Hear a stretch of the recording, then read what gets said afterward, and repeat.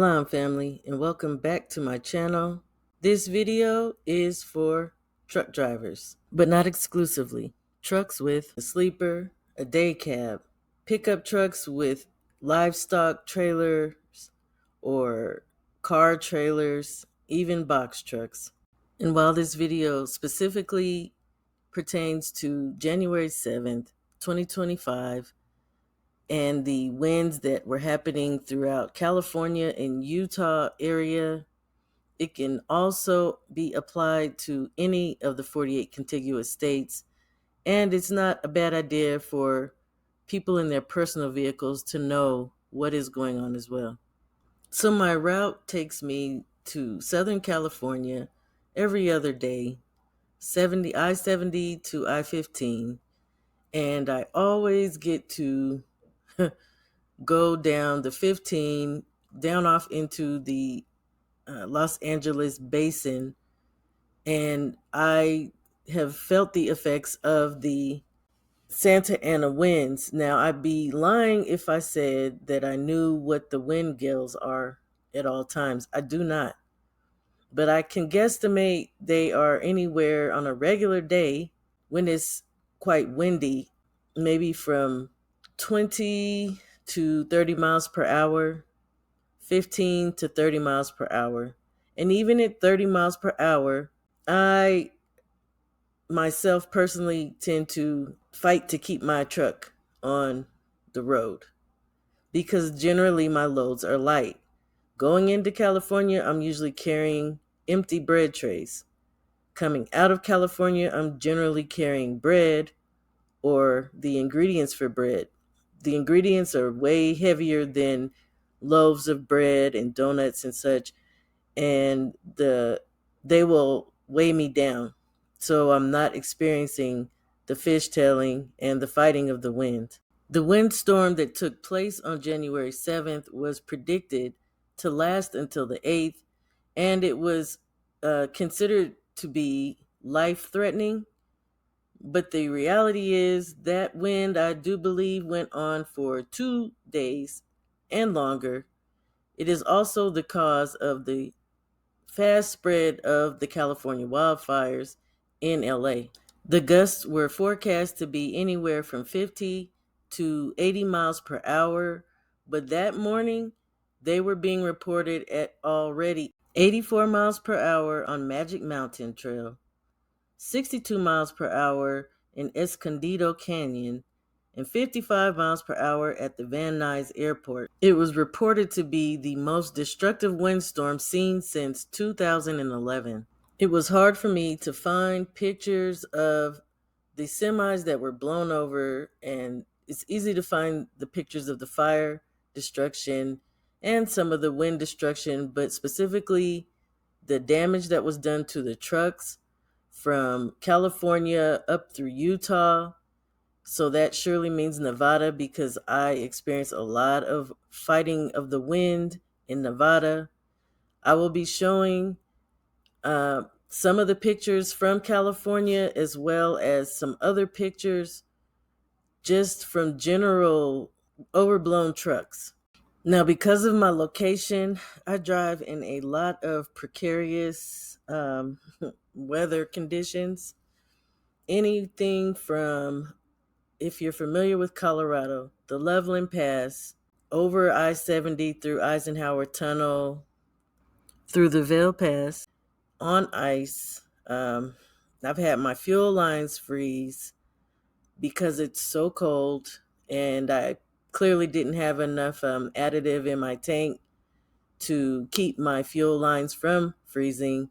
I've driven freezing rain, the winds on the plains, to the winds from the desert, and I have yet, and prayerfully never will, have an accident. There are 3 types of winds that we encounter: a headwind, wind coming from the front of your vehicle; a tailwind, wind blowing at, obviously, the rear of your vehicle; and crosswinds, which are the dangerous winds. Winds blowing at either side of your vehicle. Upon encountering these crosswinds, as you look in your mirror, what you will see is your trailer either rocking or fishtailing. And when mine does, there are rules of thumb that I follow. I grip the wheel tighter, I slow down, and I drive closer to my passenger side shoulder. Especially if I am empty, I avoid overpasses, and I do not like to park under an underpass. If it anything that I can try to do is find a retaining wall to block the wind, find a parking lot or a rest area where other trucks are as well to block that wind. You can also exit the highway and place your truck in the pathway of a headwind or a tailwind. There is also a schematic out there that tells you how to slide your tandems back depending upon your weight and the estimated speed of the wind. The schematic can be found online. Surely, if I can find it, anyone can find it. I also try to avoid parking in an open area, as just sitting you can be blown over, and I do not try to outrun the wind. As far as the motoring public goes, whether you are in your personal vehicle or a company vehicle that is a low profile vehicle, meaning a standard car or pickup truck, if you see a truck swaying in the wind, the best advice I could give you is to move past or slow down and fall back behind the truck. In general, my rule of thumb when I'm in my personal car is to just move past a truck. A lot of times, vehicles impede a truck when we need to move over to the left or the fast lane because there's an emergency vehicle on the shoulder or an accident on the shoulder. We are required to move away. So even if someone is changing their tire, in general, we try to move over to the left. And a lot of times cars impede our pathway because they just tend to drive along the side of a truck. It is not a safe place to be. You can be crushed, badly hurt, and even killed. And as far as the drivers of trucks go, the last time I checked, truck driving is the seventh most dangerous job in the world. And there are a lot of fatalities in truck driving in general. But when a truck is blown over, there are also fatalities, and drivers can get hurt as well as meet their demise. On the 7th, when the wind had kicked up so bad in the Fontana area of California, a driver did lose their life, and my prayers go out to their family and my condolences.